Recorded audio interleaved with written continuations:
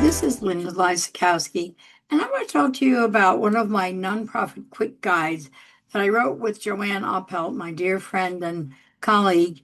And this book we wrote is called Raising Lots of Money: Essential Measures to Grow Your Finances and Excel at Fundraising.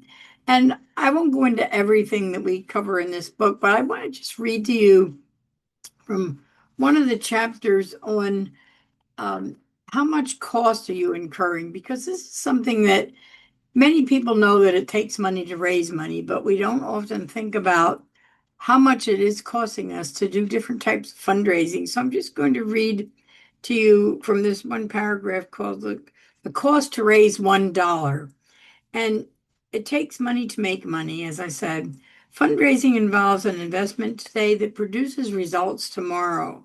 Most often you incur costs before you start realizing revenues, particularly staff costs.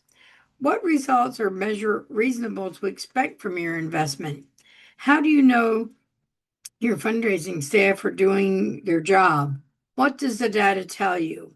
So this is what might come as a surprise to you. Generally speaking, the cost to raise $1 through various activities, capital campaigns and major gifts, including the labor costs for the staff time, are usually about 10 cents on a dollar. That's your cost. So obviously that's pretty good return on investment.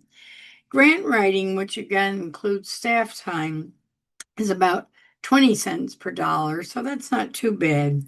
Direct mail, including labor, and this is a 50% or better return rate, is about 20 cents per dollar. Now, this is assuming that you're mailing to people who are already on your mailing list and are familiar with your organization. Special events, not including labor, are 50 cents on a dollar. And many organizations get so hung up on special events, not realizing that when they add the labor in, sometimes they're hardly making any money and sometimes they're actually losing money. Direct mail acquisition, which is costly, about $1.25 for every dollar that you raise. But sometimes you need to do direct mail acquisition because you don't have a mailing list at all and you want to add people to your list.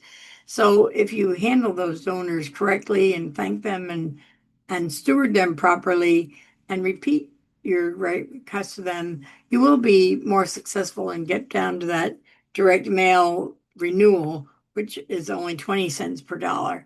So these are just some of the common ways that people do fundraising.